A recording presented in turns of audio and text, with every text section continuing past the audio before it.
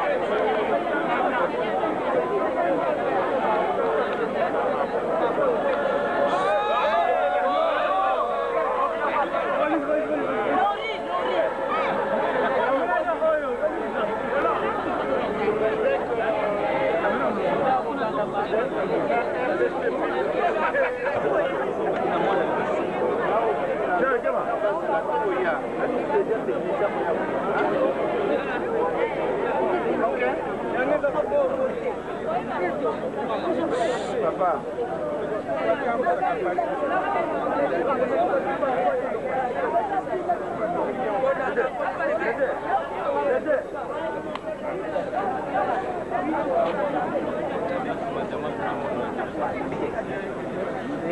Dia tidak seperti dia gol. Oh, gel. Yo.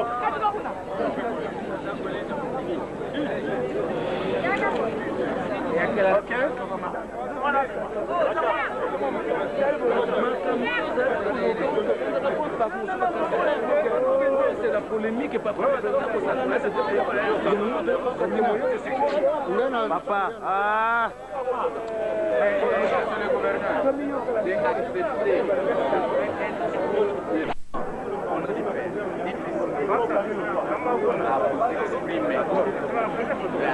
Mes sincères félicitations pour les que vous avez mené.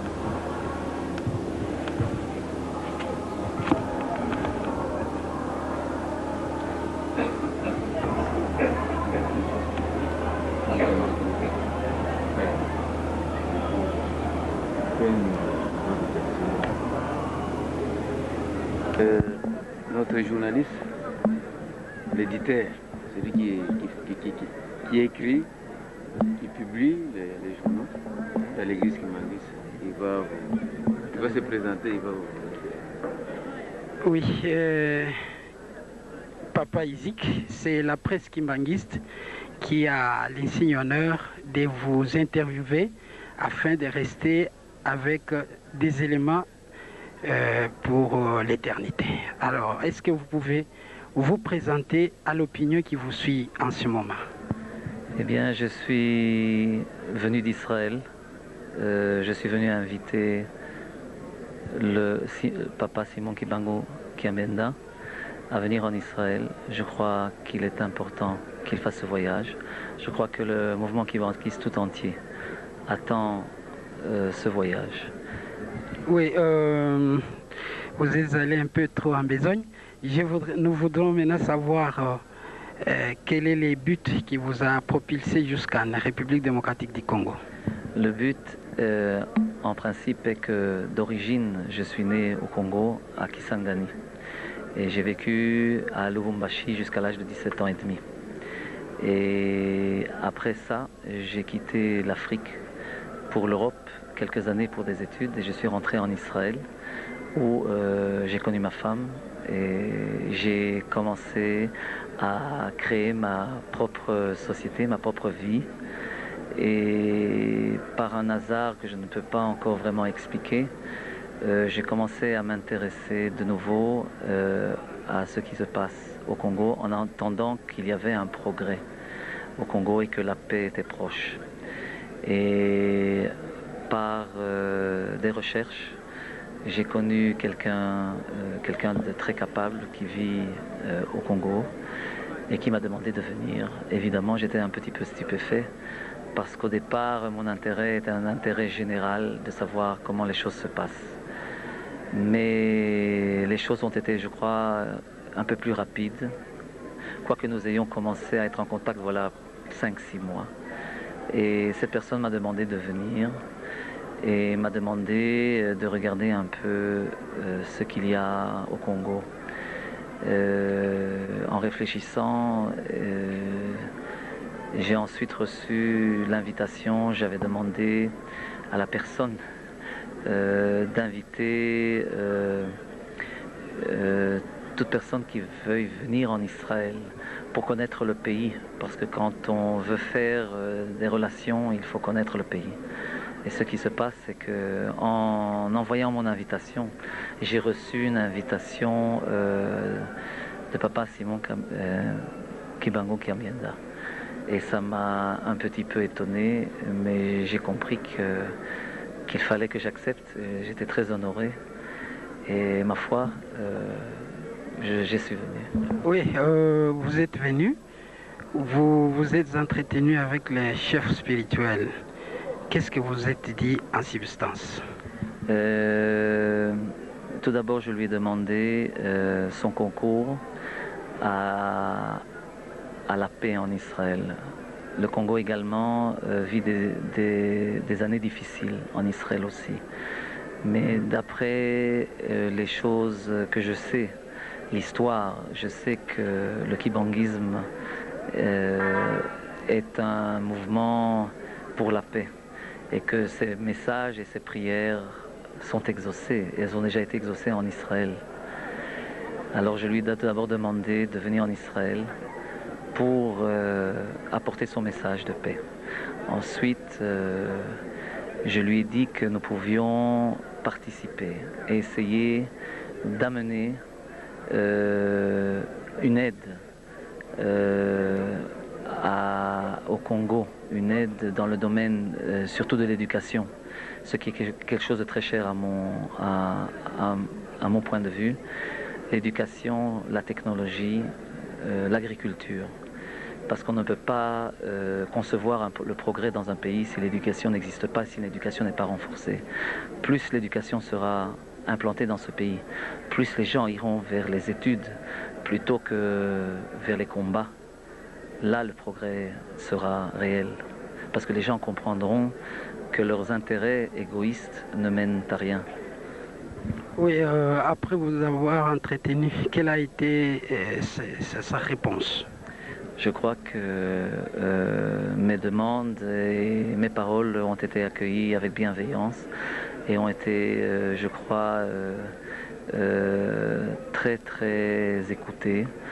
Je crois que Papa Simon Kibango Kiambienda est très très content et j'ai réitéré évidemment ma visite. Il a accepté. Oui, vous venez d'entrer dans les mausolées qui est les lieux sacro-saint non seulement de l'église Kimbanguiste, de la République démocratique du Congo, de l'Afrique, pourquoi pas du monde. Quelles sont les impressions que vous êtes sortis avec en entrant dans ces lieux? Le lieu est un endroit très solennel, je crois rempli de paix. Et malgré toute l'activité qu'il y a ici autour, l'intérieur est vraiment un endroit de paix profonde et très solennel. Oui, dans la globalité, vous êtes venu, vous allez maintenant repartir. Quels sont les sentiments d'une manière globale que vous allez partir avec? En voyant toutes les activités, comment les Kimbanguistes se prient, comment ils s'activent pour la construction, tous les travaux, quelles sont vos impressions? Je crois, non, je suis certain que le mouvement kibanguiste est, je crois, l'un des éléments, si pas l'élément de stabilité que le Congo a besoin pour pouvoir, à travers son œuvre, renforcer, je crois, toute cette population de 60 millions d'habitants. Je crois que le monde kibanguiste est un exemple et je dois me réjouir de vous dire que c'est un exemple qui est proche des idées que nous avons de la religion juive, proche du peuple d'Israël, et ça ne peut que me remplir de joie. Ok, pour terminer, Papa Isaac, parce que vous avez parlé de l'éducation, l'église Kimbangiste a l'université qui s'appelle l'université Simon Kimbangu. Il a les écoles primaires et secondaires qu'on appelle école conventionnelle Kimbangiste. Qu'est-ce que vous comptez apporter à ces grandes institutions, l'université et les écoles secondaires et primaires? Mon rôle est en fait un rôle de canalisation. Je suis moi-même un ancien professeur. Je suis moi-même un ancien secrétaire général de mouvement de jeunesse. Donc la jeunesse pour moi est quelque chose de très très important. La personne que vous voyez à côté de moi et qui est mon assistant pour le travail est lui-même un ancien secrétaire de mouvement de jeunesse pour l'éducation. Maintenant, apporter, je voudrais essayer, en rentrant en Israël, de contacter les personnes qui sont responsables officiellement de l'éducation en Israël, leur raconter ce que j'ai vu et leur dire qu'il est très important de renforcer le mouvement kibanguiste, qu'il y a déjà ici toute l'infrastructure qui permet de continuer. Il n'y a pas seulement une base, il y a déjà l'université. Donc j'espère convaincre les autorités dans le domaine de l'éducation, mais l'éducation non seulement formelle, mais informelle. Il faut savoir que le mouvement de jeunesse est un élément à part entière à l'éducation formelle. Sans éducation informelle, le mouvement de jeunesse, il n'est pas possible de créer ce qui s'appelle l'homme civil dans la société d'un pays. Et j'espère aussi pouvoir contacter ces personnes-là et voir comment nous pouvons opérer des échanges dans ce domaine. Je crois que le fruit de ces échanges va apporter la réponse. Je ne suis là que pour catalyser. Vous comptez y visiter aussi ces lieux éducationnels? Si l'on me permet, oui, pourquoi pas. Votre dernier mot? Shalom. Je vous dis au revoir et j'espère vous revoir. Merci beaucoup.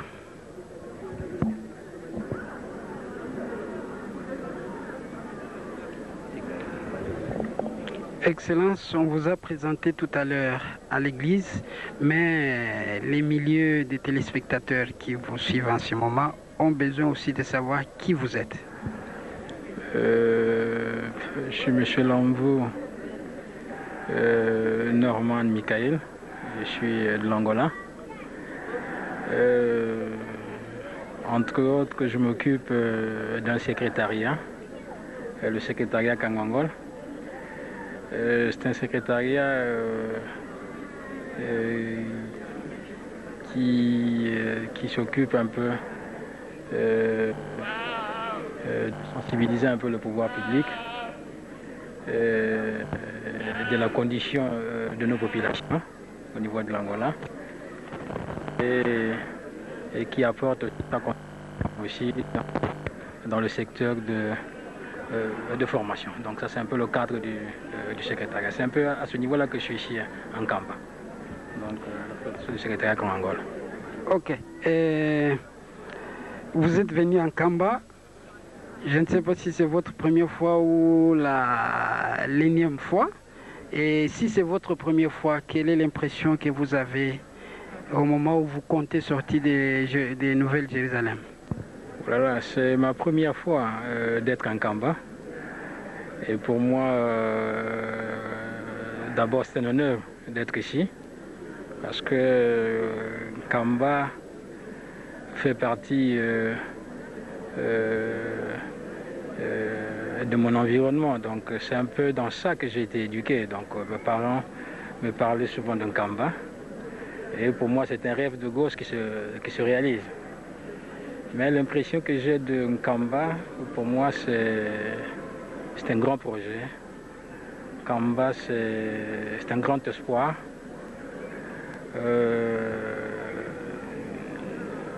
Kamba doit être connu, et surtout pour mon pays, l'Angola. Je pense que cette terre que vous appelez, vous, la Nouvelle-Jérusalem, Terre Sainte, devrait être connue en Angola, parce qu'on a besoin de ça. Vous connaissez un peu l'histoire de mon pays, l'Angola. C'est une histoire parsemée de beaucoup de sacrifices. C'est un pays qui a tout le temps été en guerre. Et maintenant, nous sommes en train de construire une nouvelle vie. Nous sommes en train de construire une paix au niveau de l'Angola. Et nous avons besoin d'avoir des références, des repères. Nkamba pour nous est un repère très important. Et je pense que cette visite permettra au secrétariat en Kangangola de pouvoir partager son expérience que nous venons d'avoir ici en Kamba avec mes frères qui sont restés en Angola. Et je pense que pour nous, personnellement, c'est une expérience enrichissante. Oui, Excellence, vous avez, parce que vous venez de l'Angola, l'église Kimbangis en Angola est en train de traverser une période très difficile. Et à la base de cette situation, c'est un certain Paul Kisolokele. Et qu'est-ce que vous, en tant qu'Angolais, avez fait comme démarche pour arriver à décanter la situation? Est-ce qu'il y a de l'espoir? D'abord, moi je vous dis que Nkamba c'est un grand espoir pour l'Angola. En ce qui concerne la crise de l'église Kimbangis en Angola, personnellement je dois dire que cela m'a bouleversé lorsque j'ai appris que cette crise existait. Parce que pour nous, l'église kimbanguiste,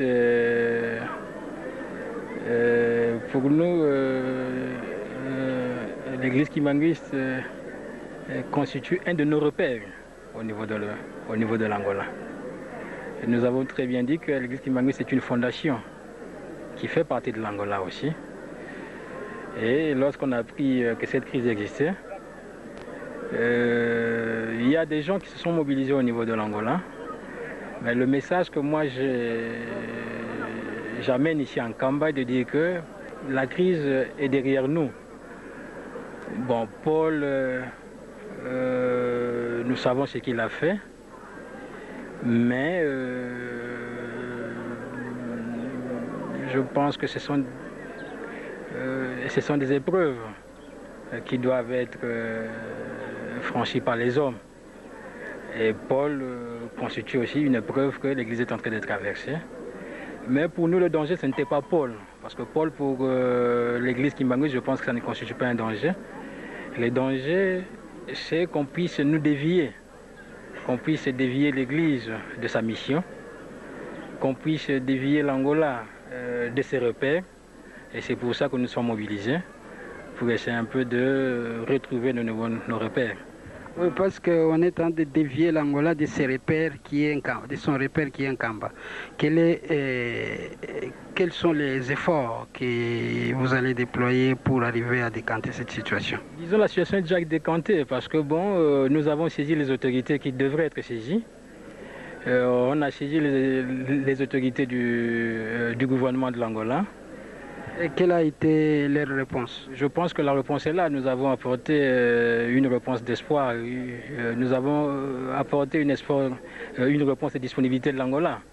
Donc nous attendons que le chef spirituel donne ses nouvelles orientations sur ce que devrait être son église en Angola. Et je pense que le gouvernement angolais est sensible. Donc le gouvernement angolais attend ce message. Et je pense que le gouvernement angolais est un partenaire de Nkamba. Ça, je pense que ça, vous le savez. Et c'est là que tu étais comme ça. Donc, je pense que l'épisode Paul n'a pas changé de la position de l'Angola. Hein? Et cette réponse, elle est favorable. Et c'est quoi exactement, si vous pouvez dire ça pour l'intention du public? Donc, disons, ce qu'on peut dire est que nous attendons les nouvelles orientations du chef spirituel, Papa Simon Kimbangu Kyangane. Comme je viens de vous le dire, la crise au niveau de l'Angola est derrière nous. L'autorité de Nkamba est reconnue au niveau de l'Angola. Le président de la République de l'Angola, ça je peux le dire, reconnaît Nkamba. Le gouvernement de l'Angola reconnaît Nkamba. Notre ambassadeur, je pense, qu'a été ici. Je pense qu'il a très bien dit. Hein, il a très bien dit que l'Angola reconnaît Nkamba. La représentation diplomatique de l'Angola ici en République démocratique du Congo reconnaît Nkamba, je ne sais pas, il n'y a pas d'ambiguïté là-dessus. Hein, donc, mais ce qui se passe au niveau de l'Église est un problème purement interne. Donc c'est au chef du spirituel de donner la nouvelle position de l'Église, c'est lui de donner de nouvelles orientations. Moi je pense que l'Angola suivra ce qui viendra de Nkamba. Partant de cette nouvelle orientation de l'Église, l'État va s'accommoder à cette position, vous voulez dire comme ça? Non, l'État ne s'accommode pas. L'État est un partenaire de Nkamba. Donc ce que Nkamba dira, c'est ce que l'État angolais fera. Donc ça, je pense que je peux le dire sans trop me tromper. Il y a eu des problèmes internes au sein de l'Église. Je pense que les autorités angolaises ont eu toutes les informations. Et maintenant, je pense que la crise au niveau de l'Angola est peut-être derrière nous. Nous attendons maintenant qu'il y ait de nouvelles instructions qui puissent être transmises au gouvernement angolais et le gouvernement angolais prendra acte. Ok, pour terminer, vous voulez maintenant quitter les sols saints d'Nkamba. Quels sont les beaux souvenirs que vous allez apporter? Oh là là, vraiment,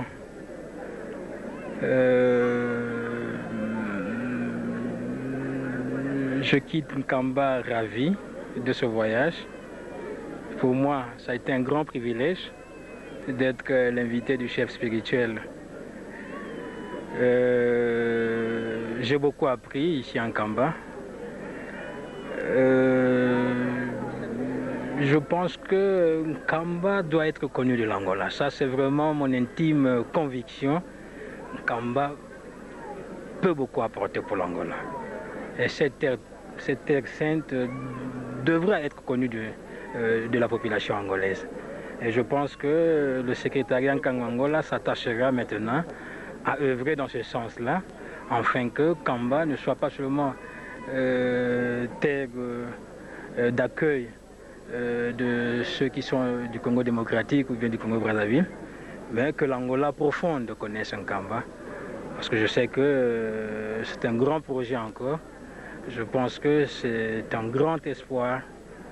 Et je pense que c'est vraiment la libération de l'homme ici en Nkamba. Et c'est un projet universel qui doit être connu de beaucoup de gens. Votre dernier mot? Mon dernier mot est que merci Nkamba, merci l'église kimbanguiste, merci Papa Simon Kimbangu, le fondateur de cette église. Merci Papa...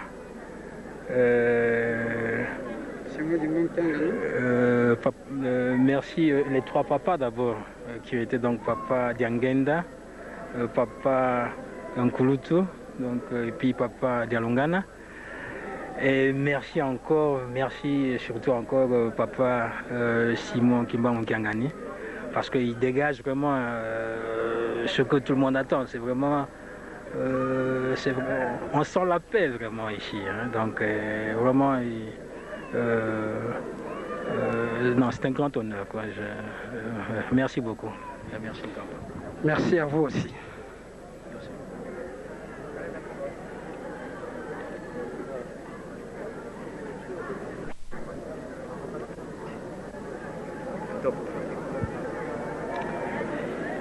Papa Mayunga, bonjour. Bonjour, papa. Est-ce que vous pouvez nous dire d'où vous venez et qu'est-ce que vous êtes venu faire exactement ici? Dans un premier temps, je commence par vous remercier pour m'avoir accordé la parole. C'est vrai que ces genres de circonstances sont toujours un moment propice pour essayer de faire passer au niveau de la presse un certain nombre de messages, surtout quand c'est des messages en fait qui devraient être porteurs. Comme vous le savez, bon, moi je suis pasteur en fait au niveau de l'église kimbanguiste en France, où je suis en fait pasteur national adjoint chargé de projet et de développement. Ça veut dire qu'avec ce créneau, bon, nous sommes obligés en fait d'être un tout petit peu dans toutes les sauces, parce que il y a toujours quelque chose à vouloir apporter, surtout que maintenant quand on voit l'allure en fait à laquelle vont les choses. Et nous sommes obligés en fait de revenir constamment ici en Nkamba, parce que d'abord Nkamba, nous le savons très bien, c'est d'ici que partit l'œuvre de Papa Simon Kimbangu. C'est ici où les gens viennent pour se ressourcer. Donc moi, comme l'avait toujours dit Pam Fumalongo, je reviens pour ressourcer, pour réalimenter, pour ressourcer, disons, ma batterie. Alors c'est dans cette perspective que je suis arrivé en Kamba parce qu'il y avait les festivités du 8 juillet. Et comme en fait moi j'ai été un des témoins oculaires en fait du 8 juillet 1992 en Suisse, il a bien fallu qu'aujourd'hui, parce que ça faisait 10 ans exactement depuis que nous sommes venus installer les mausolées. Donc c'était pour moi une grande occasion en fait pour venir. Et puis j'avais voulu en fait voir le chef spirituel pour essayer d'avoir un certain nombre d'entretiens avec lui. Oui, l'église kimbangiste avait tenu son assemblée l'année passée et les résolutions ont été prises et il a été décidé que ceux qui marchent à l'encontre de ces résolutions doivent être sous discipline et être reçus. Et on vous a vu dans le temple en train d'être reçu. Est-ce que c'est pour cette raison ou bien il y a eu autre chose que ça? En fait, je dirais à propos que, à moins qu'on ne soit pas vraiment kimbangiste. Quand on est kimbangiste, on sait comment les choses se passent. On l'a toujours vu. Il y a toujours cette répétition. Papa Fumalongo, donc Fumalongo, Papa Dianguenda Kuntima, quand il a commencé son œuvre, disons officiellement à partir de 1959, la première des choses qu'il a eu à faire, c'est de faire une déclaration entre l'Église et la politique pour faire la séparation. Papa Dialunga Nakangani, quand il a pris le relais en 92, la première des choses qu'il a eu à faire, c'était effectivement de tracer une ligne. Et en septembre, il a sorti un certain nombre de dispositions qu'il a eu à prendre. Et il a donné des orientations à tous les fidèles kimbanguistes.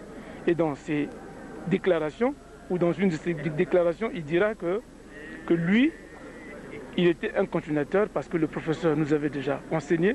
Et lui, il était là comme le capita, donc pour y veiller. Donc c'est normal qu'il dise aux gens comment ils devraient prendre l'église. Maintenant que nous arrivons à la génération de Papa Simon Kimbangu Kiangani, il est tout à fait normal que la première des choses, qu'il puisse prendre des dispositions pour baliser le chemin et montrer dans quelle période nous nous trouvons actuellement, parce qu'entre-temps, c'est vrai qu'il y a eu un certain nombre de déboires ou d'imperfections. Il a été tout à fait normal qu'il vienne apporter un certain correctif. Et pour cela, effectivement, la déclaration a été faite sous forme de résolutions qui ont été prises en séance plénière. Et lui, en tant que chef spirituel, dans la mesure où, en fait, il signe, parce que même si lui, comme le diraient certains, qu'il n'a pas participé à ces résolutions, il a juste donné le coup d'envoi, il est revenu pour la fermeture. Mais dans la mesure où, en fait, un chef spirituel ou un responsable signe, donc il s'engage. Et lui, s'il s'engage, nous, en tant que fidèles, nous, en tant que subalternes, nous sommes obligés à suivre. C'est vrai quand vous me dites, par exemple, que bon, vous m'avez vu dans le temple parmi les gens qui ont été réintégrés. C'est vrai que je viens de la France. Mes activités d'ordinaire, en fait, je suis inscrit à la paroisse de Viroflay, en France. Ici, c'est vrai qu'il y a eu un phénomène d'une résurgence d'un certain nombre de paroisses qu'on appelait Kizito et Mukoto. Bon, c'est arrivé après les résolutions. Or, la paroisse de Viroflay a existé avant les résolutions. Ça, c'est quand même très important. Bon, les dispositions ont été prises. Les résolutions, nous les avons reçues en France.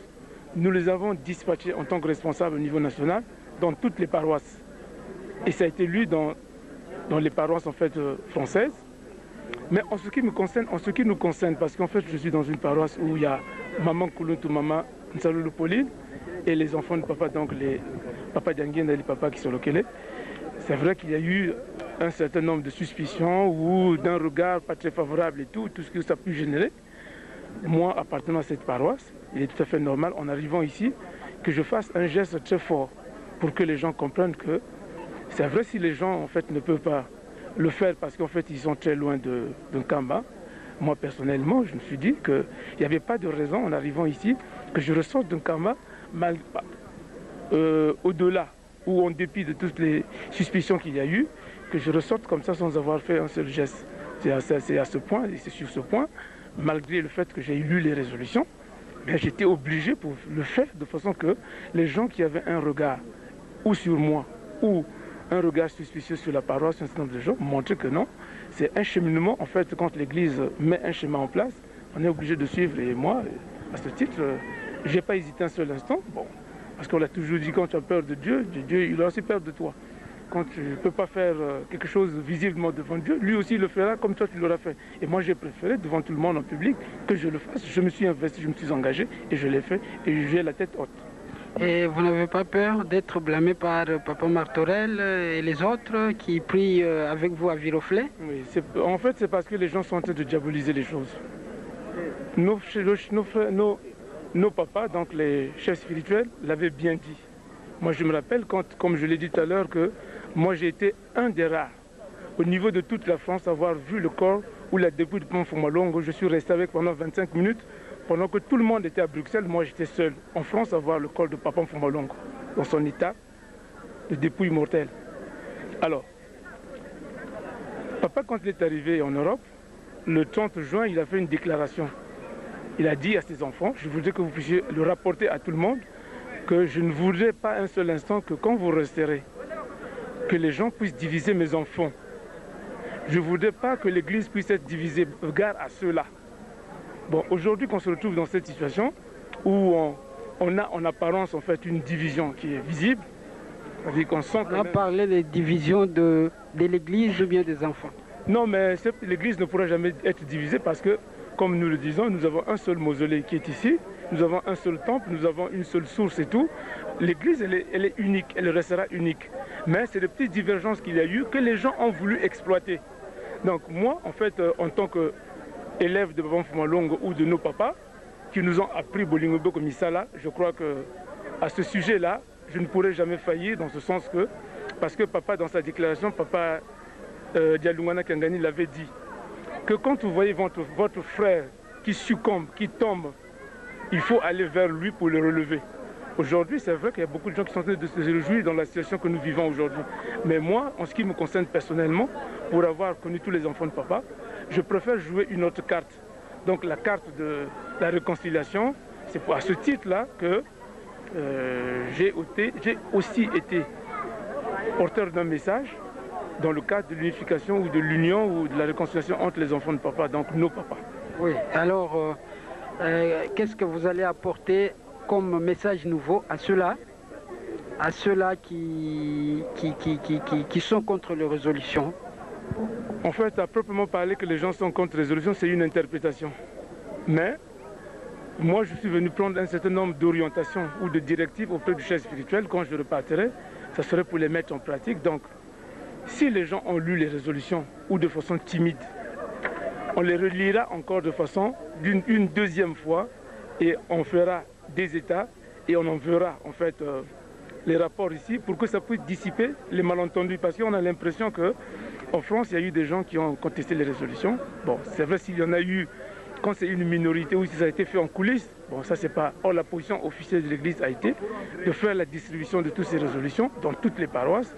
Et après, bon, c'est vrai qu'il n'y a pas eu un comité de suivi, mais je crois que quand on va repartir, on essaiera de veiller sur l'état des choses. Mais sinon, de ce côté-là, il ne faudrait pas que les gens puissent se faire beaucoup d'illusions et qu'ils se disent que nous baignons dans les divisions. Je ne pense pas.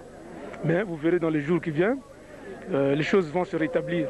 Et on fera de telle sorte que si vraiment il y a eu des gens qui n'ont pas lu les résolutions, qu'ils les lisent. Parce que c'est une orientation qui vient du chef. Parce que vous habitez ou bien vous priez ensemble avec les enfants de papa qui s'érigent en obstacle à ces résolutions, quelle sera votre position? En fait, je ne sais pas s'il faut que je puisse partager ce point de vue, dans ce sens que moi j'ai déjà dit que s'il y a eu des interprétations qui ont été faites à ce sujet, on fera de telle sorte que l'équivoque puisse être levé. Et les enfants de papa auront le temps et la possibilité de venir ici, à ce moment-là, ils viendront aussi s'exprimer eux-mêmes. Moi, je ne vais pas prendre un engagement ferme à leur niveau, parce que comme on a toujours dit, c'est vrai que le salut est individuel, mais eux-mêmes, ils viendront parce qu'ils ont ça en tête ils devront se revoir avec papa, avec aussi leurs frères, et puis pour essayer de remettre un peu les choses en équilibre et puis en l'état, de façon que l'on puisse montrer au papa que si les trois papas ont été unis, ils nous ont montré une preuve d'unicité. Pourquoi en fait leurs enfants ne montreraient pas aussi cette preuve d'unicité? Et c'est ça qui ferait notre force, parce que déjà papa l'avait dit, donc tout va de là. Et tant qu'on restera dans cette situation, ben, on aura toujours tendance à avoir des petits problèmes, des divergences et tout. Votre dernier mot? Mon dernier mot, en fait, papa, je vous en remercie infiniment pour m'avoir accordé cette petite parole. Et comme je l'ai dit tout à l'heure, quand je serai partant ou quand je retournerai, je serai porteur d'un certain nombre de messages, parce que je suis venu pour ça, que je prendrai auprès du chef spirituel. Et dans les jours qui viennent, je crois qu'on aura le temps de se retrouver. Et à ce moment-là, vous-même, vous pourrez voir si le parcours fait à partir d'aujourd'hui et aux jours à venir serait positif ou pas.